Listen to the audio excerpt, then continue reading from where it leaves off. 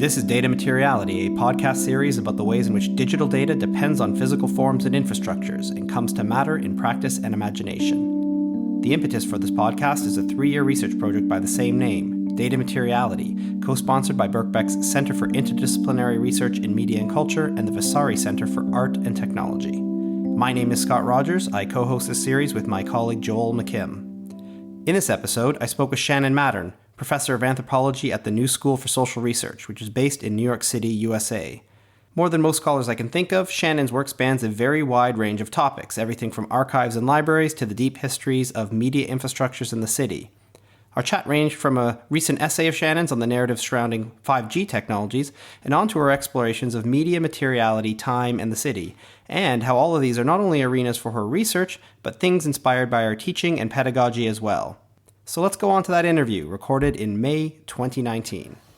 Now, before we get into some of the broader horizons of your research, I'd like to begin with something quite current, which is the imminent arrival of 5G wireless connectivity, on which you have an article forthcoming in the journal Places. You start this article narrating the myriad fantasies surrounding 5G. So to set the scene, I was wondering if you might give us a sense of what some of these data fantasies are. Sure. So maybe I should start by saying that this is kind of an anomalous, slightly wonky research topic for me. But I wanted to focus on this because I have written a lot, particularly again in Places Journal, about data-driven urbanism, smart cities, etc. And 5G is one of those things I've always heard about as the infrastructure, the factual pipes and cables essentially that will make smart cities a reality. But in looking at this thing that was supposed to be this factual infrastructural occurrence, I ultimately realized that it is even more ethereal and fantastical than smart cities themselves. So a lot of what we know about them thus far, because 5G is only now in certain small pockets of certain cities of the world becoming a reality, so it hasn't really actualized yet on a large scale. So much of what we know about it thus far still comes through marketing rhetoric and boosterist engineers and telecommunication professionals' descriptions of what the future they want to make possible. So actually a lot of the fantasies they're presenting to us aren't really that exciting. They sound very familiar to what we heard about in relation to 4G and 3G, and we even heard about in relation to the rise of the radio, the rise of the telegraph. So there are a lot of these rehearsed scripts that we hear repeatedly, although in each new iteration with each new technology, it's just slightly faster, slightly more robust. So in this case, 5G, we are told, is supposed to make possible, this might be a new thing, much more robust virtual reality. It will allow for multiplayer games, for instance, with minimal lag time. I do not play multiplayer games, but apparently one of the concerns about that, or one of the frustrations with people who do this, is that connectivity does not keep up with the data demands to allow for instantaneous, smooth, seamless type of play across a distributed geography. So 5G, again, because of its extraordinary capacity, is supposed to be 100 times faster and support 100 times more devices as what we currently have with 4G. It will allow for a seamless, glitch-free experience, both with virtual reality multiplayer games. It will allow for the Internet of Things to be realized, so we'll have billions of devices talking to each other in the background, allowing for, again, seamless urban experiences and efficiencies.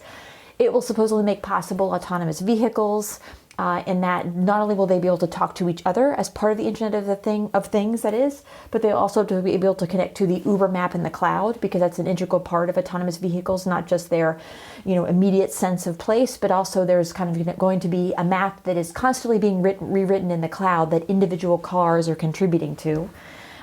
It will allow for, again, a lot of very familiar sounding dreams like distributed education, the fact that we can engage in really complicated scientific experiments from multiple places in the world simultaneously. And in addition to these more kind of consumer entertainment-oriented applications, I think that another selling point is that it will allow a lot of people to finally cut the cord from their cable provider, because we will have essentially all the connectivity we need through mobile devices. And furthermore, that it will allow for us to reach all those people who are on the wrong side of the digital divide, particularly those in remote or rural parts of the world, which I have to say, given the topography of 5G, seems a little bit unlikely, which we can get to in a bit if you like. But this is another one of the selling points. It's not just for people in cities who are going to be having autonomous vehicles and sensors and other types of urban efficiencies, but also for those in more remote areas. They will finally be able to experience all of the benefits of high broadband connectivity. Now, quite quickly in the article, though, you point out that realizing all these sorts of 5G futures, I think what you call a datafied dream world, very much depends on material facts on the ground.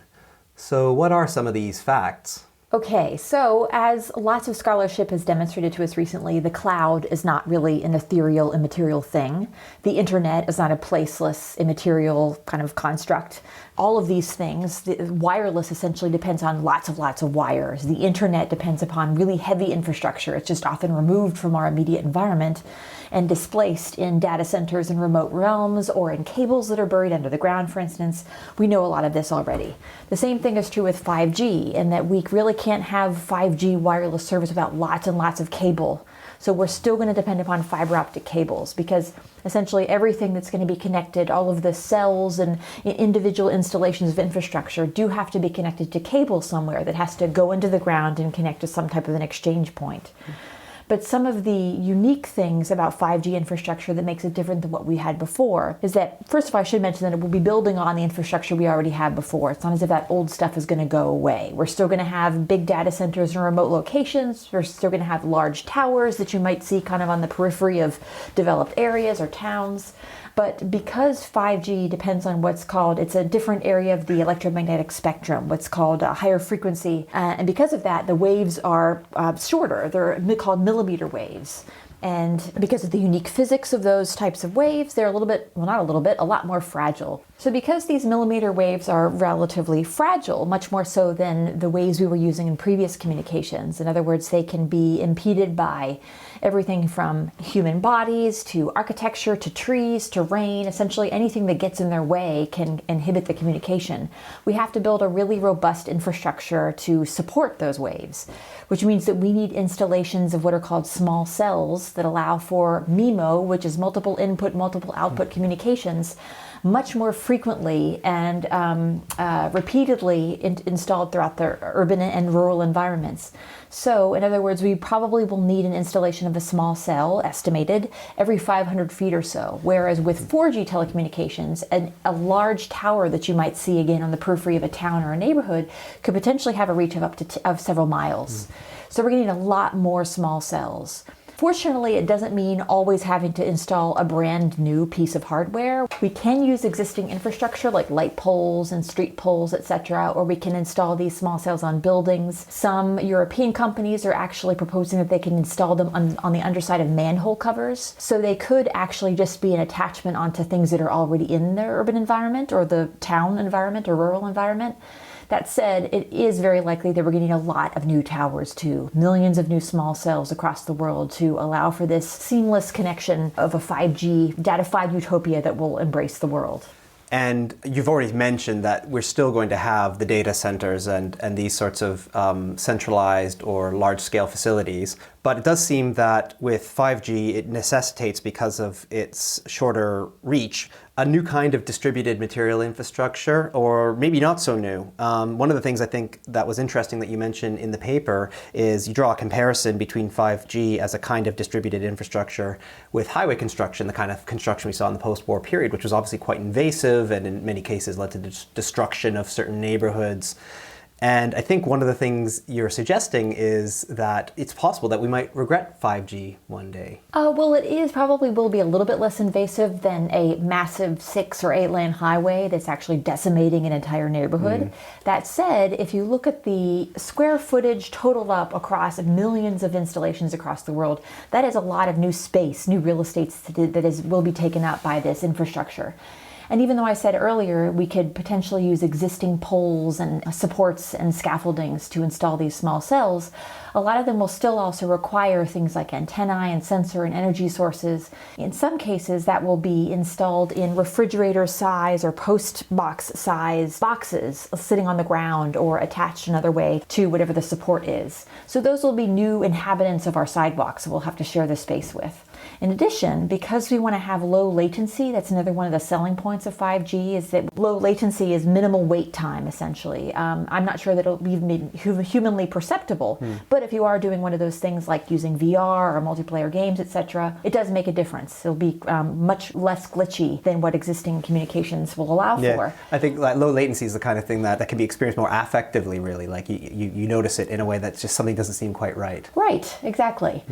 One of the other installations of hardware that allows that to be possible is that we have to think of a new data center topology as well. So while we still will need the massive data centers like the ones that Amazon and Google use, kind of in more remote terrains, if we do want to have the data closer to home, closer to the actual point of use, there will be a lot more metropolitan or local data centers, smaller centers that are actually located in our neighborhoods, because even that distance of 10 miles or 100 miles or 1,000 miles can make a microsecond difference in terms of our experience of the content itself. In addition, there are some companies who are also developing little micro centers that could actually potentially live at the base of a small cell installation. So I'm not sure how frequently those could be used, but we could have data centers much more regularly interspersed throughout our residential and commercial areas. And obviously there's a politics to all of this in the sense that if you have these sort of material facts on the ground, there's quite a lot of not just infrastructural provisions that need to be made, but also democratic decisions that need to be made about installing infrastructure. And it seems that one of the things you're pointing to is that there's this sort of impetus to hurry up, get this infrastructure installed, even if that means, and I think this is one of the things you mentioned in the paper, implementing what you might call shot clock rules on local government, where basically local government are given time to, oppose or to contest the implementation of certain infrastructure, but only for a certain period of time, which I guess minimizes time left for democratic accountability. Yes, absolutely. But as you can mention, given that I said about the intensity and the distribution of a lot of this new infrastructural installation, there are some concerns by citizens and property owners in particular that this will sully the landscape or decrease their property values. And I realize that sounds, the way I framed it here, sounds kind of NIMBYist and protectionist. But there are also legitimate concerns that there are corporations, private telecommunications companies, who are essentially claiming public space. They're using the public space or parasiting onto right-of-way, kind of rights to use certain public lands to install their infrastructure. So those are sources of concern for the public who have raised a lot of these issues with their local and sometimes even state and federal governments. But because the FCC tends to be very corporation-friendly, particularly under the current administration, they have tried to minimize, to lubricate the way for the telecommunications companies, in part because they want to win the global 5G race. And one of the ways they've done that is to limit, as you said, the amount of time that a local municipality can deliberate over what a telecommunications company is proposing. Another part of that is also that they are restricted from opposing anything that would limit the access to high-speed internet for anybody within the community, which essentially means that the FCC is using this pretense of digital connectivity as a way to essentially shut down any opposition to an installation. And one of the things you've mentioned already about this impetus of the FCC to get 5G installed is this almost geopolitical dimension, really. And you talk a little bit about, in the United States, of course, that geopolitical dimension when it comes to particularly the arena of technology is the United States and China. And one of the ways this has entered the news discourse recently is Huawei. And in the UK as well, a lot of the currency of 5G is associated with the possibility of spying almost. It's sort of like often technological change needs a kind of news story for it to make sense. But I mean, coming back to this geopolitical dimension, I mean, how important is that to the pressure that's being put on developing this infrastructure, do you think? Well, I think this is another one of those areas of the imaginary also. It's this imagined, almost kind of manufactured fight or war over supremacy between the United States and China, based on the fact that, Trump doesn't really understand the facts of anything he's legislating or developing policy over. So his presumption that the United States will desire, or many countries desire, to win the race. I mean, this is our new space race. It's just that the altitude has been brought down to the troposphere rather than up in the realm of satellites. Although 5G could potentially depend on satellites, real actual satellites too. But in this case, in addition to the fact that you have several different regions of the world vying to be first, South Korea actually technically was first. They rolled out to beat the United States, and Verizon had a minimal rollout in parts of Minneapolis and Chicago, 3 telecom companies in South Korea beat them by just a couple hours by rolling out to essentially 7 people. That was their way of crossing the finish line first. But the big kind of dichotomy, as you said, is between China and the United States. And that particular war, which is based on kind of 2 hothead regimes, essentially, is ultimately shaping the pace of rollout across the rest of the world. Now, the emphasis you've placed on, I guess, the materiality of 5G is characteristic of your research and thinking more broadly. And your most recent book, Code and Clay, Data and Dirt, evokes this orientation very nicely, I think. So I was wondering if you could tell us a bit about this broader emphasis in your work, perhaps in particular in that book, and tell us a bit about why does the materiality of media and data matter to you? Well, in the book in particular, which really focuses specifically on the urban environment, but also looks at kind of at the architectural scale and sometimes at the regional infrastructural scale as the architectural, urban, and infrastructural all kind of inform one another. If you're thinking about spatial planning from a regional design perspective, you have to think across the different scales. So there, I'm really thinking about the space itself as a communicative medium, how architecture, of course, kind of communicates symbolically, how the physical spaces of plazas and the voids in a city essentially function as acoustic media, resonance chambers, how the placement of antennae on rooftops allows for kind of line of sight communication through the electromagnetic ether, how there's a long history of inscribing on building facades, the history of epigraphy, of calligraphic writing on buildings, which is really prominent kind of in Islamic cultures. So just this long history of writing on the landscape itself, of using the landscape, using the material of the earth, both to build our cities from and to build our writing substrates. Just all these entwined histories of communication, both in written form and in coded form, I think it's kind of interesting to see how these realms have been entangled throughout the entire history of both communication and urbanization. And another very important theme in the book, is time, and specifically thinking historically or archaeologically about media, data, and, as you say, the city. And, of course, the subtitle of this book, Code and Clay, Data and Dirt, is 5,000 Years of Urban Media, which is a long historical duration. And, maybe picking up again on the materiality dimension at the same time, what does this deep temporal and historical inflection do for you in your work? Well, just going back to what I was saying earlier about a lot of these 5G data fantasies, the fact that they're really not novel at all. They're rehearsals, maybe slightly sped up, of dreams we've had in relation to 4G and 3G and 2G and radio and print and ad infinitum. So as we layer down or dig down into different layers of supposed communication revolutions, it's the same kind of dreams and tropes that are being rehearsed repeatedly. So I feel like that is one of my motivations for digging back in time. So the book is organized in reverse chronological order.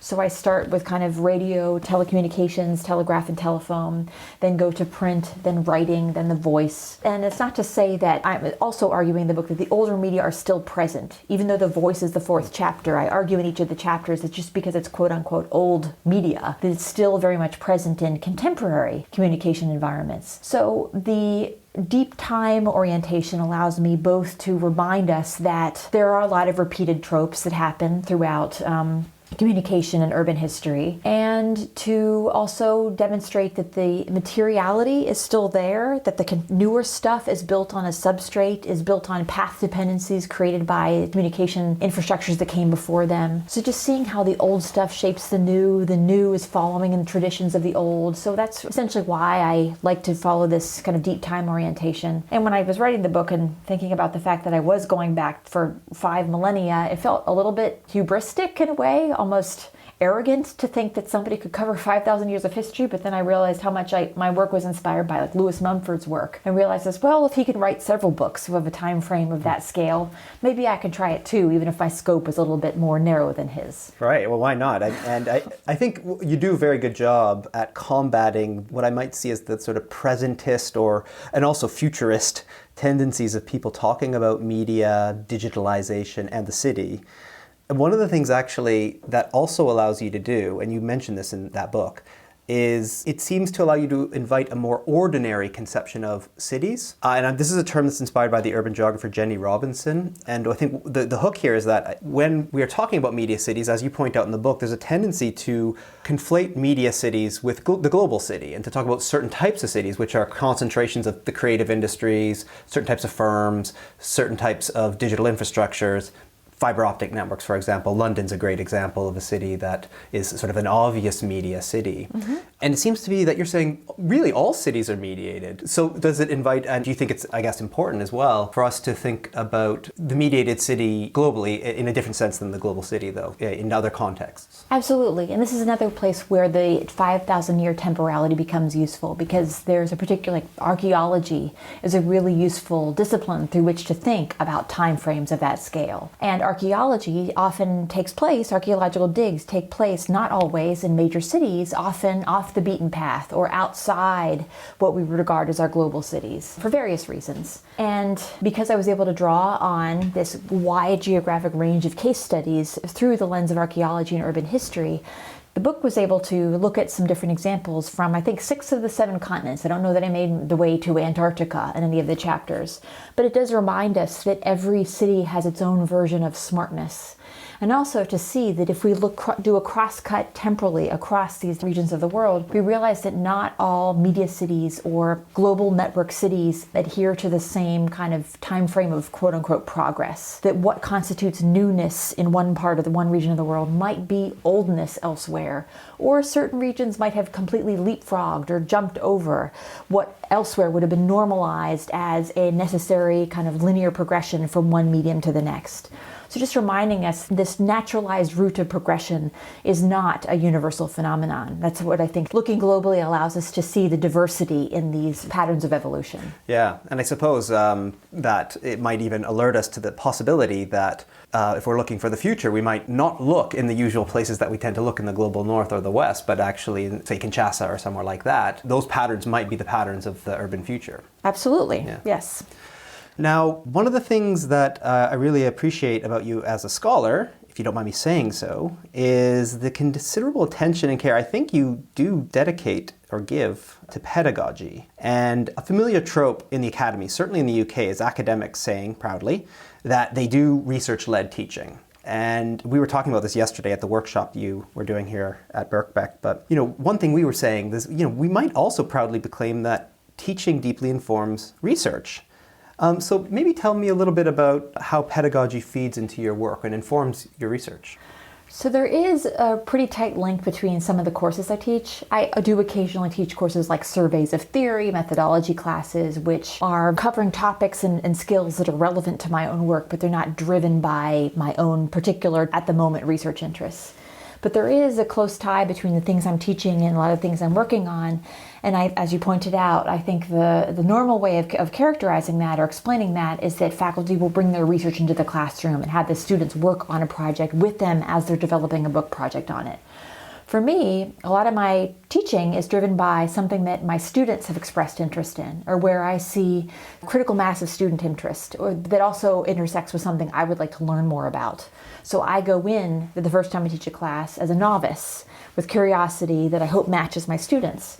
And then after teaching a class, sometimes even once, I might realize there's an article I really wish I could have assigned to the students here that would have explained the connections between these ideas, or would have historicized this, but I just couldn't find it. Maybe I should write it because we talked about it in class. And then I almost always, I hope I haven't missed any opportunities to do this, acknowledge the students in the acknowledgments to the book or the article. And then after teaching a class multiple times, sometimes something more substantial will come out of it. The Code and Clay book was actually something that I had been stewing over, sounds a bit pejorative, but like ruminating over for over 10 years. It was actually rooted in a class I proposed as part of my postdoc in 2002 about media and architecture, where in that class I organized it chronologically. We started with clay tablets, the history of writing, and how those were connected to early civilization or early settlements in Mesopotamia. And then at the end of the semester, we got up to things like data centers. And we also went to Diller and Scofidio. The architects had a big show at the Whitney Museum, and it was about computational fabrication. So there were kind of robot drilling machines and robot fabrication. So that's where we ended up at the end of the semester. So as we moved throughout the 15 weeks, we got closer and closer to things that the students understood. And then at the end, they realized, like, oh, that's why we were talking about all that old stuff at the beginning. So the second time I caught the class, I realized, like, I should flip the script and start with what they know, and then we excavate. This is where I wouldn't have called it media archaeology at the time, because a lot of these texts in media archaeology hadn't been translated at that time. I didn't even know it was a subdiscipline. But I guess there was an archaeological, pedagogical strategy I was using, digging backwards in time throughout the semester. So start with what they know, and then repeatedly defamiliarize it through each of the subsequent 14 weeks. And by teaching that class and variations on it and different mapping classes, looking at the same ideas through different methodologies and lenses, that's where the book came out of 15 years later. And part of the reason also it was a while is that I had amassed so much material in teaching 5 or 6 classes that were relevant to the topic, and had done a few other books and lots of other articles on the interim. I hope it was actually advantageous for me to just let those ideas sit and settle out over that decade and a half period of time. And the book doesn't just come from that teaching, but you're quite explicitly narrate that into the introduction of the book itself, which I thought was a quite honest thing to do, and also helpful, because it sort of situates the work in a way that isn't from the position of just sort of situating it into this scholarly literature, but actually into your own practice, into the world that all of us as scholars to actually really inhabit. Did you think about that consciously, or was it just a natural way to introduce that book? I did think about it consciously, because I was hoping that the strategies that work with my class or my students over the course of 15 years, if I scale that down to the scope of, however long it takes somebody to read the book, if they're really excited about it, maybe they could read it in 2 days, or they could stretch it out over a month. So that same strategy of digging backwards in time, I thought if it worked for students over 15 weeks, maybe that's also a successful strategy to apply with a reader, reading on a shorter time frame. So I was just hoping that rhetorical structure would work at both scales. And then also, I am honestly very grateful for the things I've learned from my students and the opportunities we've had to think through things together. So it just wouldn't have occurred to me not to mention some of them. I mean, even one of my former students, who was also a TA in some of my classes, actually proposed the original title of the book, which then became the title of the introduction. So my conversations with him were really influential over the years also. So they were an integral part of the book, so I couldn't have not acknowledged how hopefully the ideas that I have put forward could be useful to them, but also how their work has shaped my thinking too. Well, thanks very much, Shannon, for coming and speaking to us today. We really appreciate your time. Thank you for having me. It's been fun. That's it for this episode. I really enjoyed speaking with Shannon. Found some of the things she had to say towards the end around pedagogy and research particularly inspiring. There's no question to my mind that one of the reasons her work is so rich, engaging, and accessible is not only because it's so interesting, but also because of the way it so often seems to have taken root and shaped through her teaching and her interaction with her students. Well, that's it from me this time around. Keep your eyes out for our next episode, and in the meantime, if you want to know more about the Data Materiality project, including this podcast series, visit bbk.ac.uk/Vasari, that's spelled VASARI, where information about this project should be easy to find.